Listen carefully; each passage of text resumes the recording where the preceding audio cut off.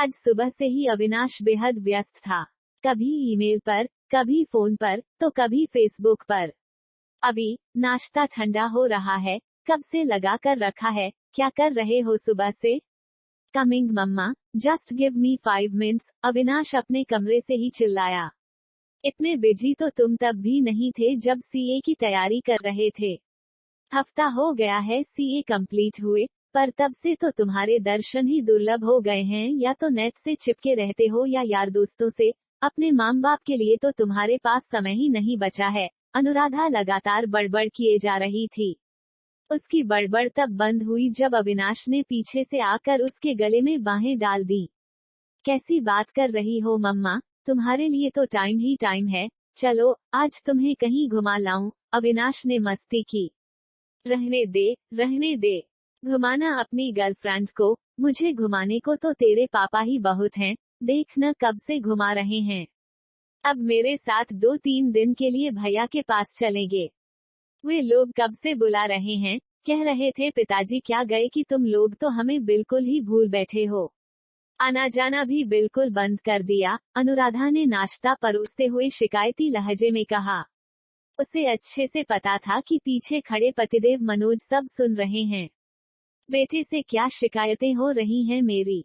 कहा तो है दिसंबर में जरूर वक्त निकाल लूंगा, मगर तुम्हें तो मेरी किसी बात का भरोसा ही नहीं होता, मनोज मुंह में टोस्ट डालते हुए बोले। टोस्ट के साथ उनके वाक्य के आखिरी शब्द भी पिस गए। तो अब आगे क्या प्लान है अभी? डाइनिंग टेबल पर मनोज ने अविनाश से पूछा। इसके प्लान पूछने हो तो इसे ट्वीट करो। यह अपने दोस्तों के संग न जाने क्या क्या खिचड़ी पकाता रहता है, हमें यूं कहाँ कुछ बताएगा। अनुराधा का व्यंग्य सुनकर अविनाश झल्ला गया। उसे झल्ल या देख मनोज ने बात संभाली। तुम चुप भी करो जी, जब देखो मेरे बेटे के पीछे पड़ी रहती हो। कितना होनहार बेटा है हमारा, मनोज ने मस्का मारा तो अविनाश के चेहरे पर मुस्कान दौड़ आई। हाँ, तो बेटा मैं पूछ रहा था कि आगे क्या करोगे? वो पापा, सीए कंप्लीट होने के बाद दोस्त लोग कब से पार्टी के लिए पीछे पड़े हैं, सोच रहा हूँ आज उन्हें पार्टी। अविनाश की सवालिया नजरें मनोज से पार्टी के लिए फंड की रिक्वेस्ट कर रही थी। अविनाश की शॉर्ट टर्म फ्यूचर प्लानिंग सुन मनोज ने अपना सिर पीट लिया। मेरा मतलब है आगे पार्टी, मौजमस्ती से आगे कुछ सोचा है? नौकरी के बारे में मनोज ने जोर देकर पूछा। हाँ, सॉरी, वो पापा दरअसल एक कंसल्टेंसी फर्म में अप्लाई किया है। 2-3 दिन में इंटरव्यू के लिए कॉल करेंगे। होपफुली काम बन जाएगा। गुड पापा, वो पार्टी ठीक है, प्लान बना लो। प्लान क्या करना पापा, सब फिक्स्ड है, अविनाश ने खुशी से उछलते हुए कहा तो अनुराधा और मनोज एक दूसरे का मुंह ताकने लगे। 24 साल का स्मार्ट, चुलबुला अविनाश पढ़ाई में जितना तेज था शरारतों में भी उतना ही उस्ताद था। उसके दोस्तों का बड़ा ग्रुप था, जिसकी वह जान था। अपने माता पिता की आंखों का इकलौता तारा जिसे उन्होंने बेहद लाड प्यार से पाला था। वह अपने भविष्य के प्रति अपनी जिम्मेदारियां बखूबी समझता था, इसलिए अनुराधा और मनोज उसकी मौजमस्ती में बेवजह रोकटोक नहीं करते थे। उसके 2 ही शौक थे, दोस्तों के साथ मौजमस्ती करना और तेज रफ्तार बाइक चलाना। कभी कभी तो वह बाइक पर स्टंट दिखाकर लड़कियों को प्रभावित करने की कोशिश भी करता था। आज अविनाश के लिए बहुत बड़ा दिन था। उसने एक प्रतिष्ठित अकाउंटेंसी फर्म में इंटरव्यू क्लियर कर लिया था। करियर की शुरुआत के लिए यह उसकी ड्रीम जॉब थी। स्वागत कक्ष में अविनाश को अब एचआर की कॉल का इंतजार था।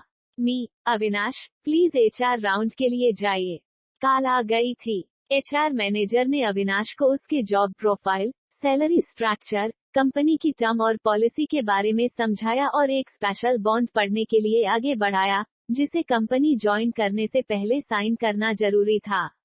यह कैसा अजीब सा बॉन्ड है सर, ऐसा तो किसी भी कंपनी में नहीं होता।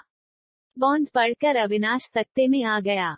मगर इस कंपनी में होता है, एचआर मैनेजर ने मुस्कुराते हुए जवाब दिया। बॉन्ड वाकई अजीब था। कंपनी की पॉलिसी के अनुसार कंपनी के प्रत्येक कर्मचारी को कुछ नियमों का पालन करना आवश्यक था। मसलन, अगर कर्मचारी कार चलाता है तो उसे सेफ्टी बेल्ट लगानी अनिवार्य होगी, अगर कर्मचारी टू व्हीलर चलाता है तो उसे हेलमेट पहनना और नियमित स्पीड पर चलना अनिवार्य होगा। जो कर्मचारी इन नियमों का उल्लंघन करता पाया गया उसे न सिर्फ अपनी नौकरी से हाथ धोना पड़ेगा, बल्कि जुर्माना भी भरना पड़ेगा।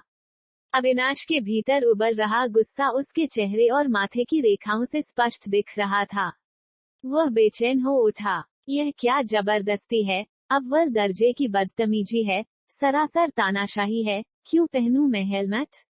हेलमेट वे पहनते हैं जिन्हें अपनी ड्राइविंग पर भरोसा नहीं होता, जिनके विचार नकारात्मक होते हैं, जिन्हें सफर शुरू करने से पहले ही दुर्घटना के बारे में सोचने की आदत होती है। मैं ऐसा नहीं हूँ और मेरे बालों का क्या होगा, कितनी मुश्किल से मैं इन्हें सेट करके रखता हूँ। हेलमेट सारी की सारी सेटिंग बिगाड़ कर रख देगा। कितना कूल लगता हूँ मैं बाइक राइडिंग करते हुए। हेलमेट तो सारी पर्सनैलिटी का ही कबाड़ा कर देता है। और फिर मेरे इम्पोर्टेड गॉगल्स, उन्हें मैं कैसे पहनूंगा? क्या दिखता हूँ मैं उनमें? कहाँ खो गए अविन शाह साहब? मैनेजर के टोकने पर अविनाश दिमागी उधेड़बुन से बाहर निकला। सर, मैं इस बॉन्ड से कन्विंस नहीं हूँ। ऐसे तो हमारे देश का ट्रैफिक सिस्टम भी हेलमेट पहनने को एनफोर्स नहीं करता, जैसे आपकी कंपनी कर रही है, तभी तो हमें करना पड़ रहा है। खैर, यह तो कंपनी के मालिक का निर्णय है, हम कुछ नहीं कर सकते। यह सरकारी कंपनी तो है नहीं, प्राइवेट कंपनी है, सो मालिक की तो सुननी ही पड़ेगी। अगर जॉब चाहिए तो इस पर साइन करना ही पड़ेगा।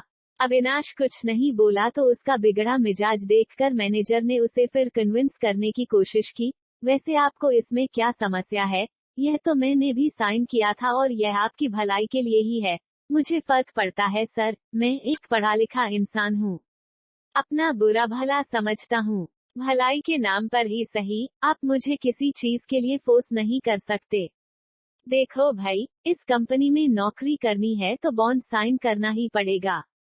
आगे तुम्हारी मर्जी। मैनेजर हाथ खड़े करते हुए बोला। ठीक है सर, मैं सोचकर जवाब दूंगा, कहकर अविनाश वहां से चला आया, मगर मन ही मन वह निश्चय कर चुका था कि अपनी आजादी की कीमत पर वह यहाँ नौकरी नहीं करेगा। कैसा रहा इंटरव्यू? क्या हुआ? अविनाश का उदास रुख देखकर मनोज ने धीमे से पूछा। इंटरव्यू अच्छा हुआ था, HR राउंड भी हुआ, मगर क्या? फिर अविनाश ने पूरी राम कहानी सुना डाली। अरे, तो क्या हुआ? तुम्हें बॉन्ड साइन करना चाहिए था। इतनी सी बात पर तुम इतनी अच्छी नौकरी नहीं छोड़ सकते। पर पापा, मुझे नहीं जम रहा। मुझे हेलमेट पहनना बिल्कुल पसंद नहीं है और बॉन्ड के अनुसार अगर मैं कभी भी without helmet two wheeler drive करता पकड़ा गया तो न सिर्फ मेरी नौकरी जाएगी बल्कि मुझे भारी जुर्माना भी अदा करना पड़ेगा। देखो अभी, अब तुम बड़े हो गए, अतः बचपना छोड़ो। तुम्हारी माँ और मैं पहले से ही तुम्हारी ड्राइविंग की लापरवाही से काफी परेशान हैं।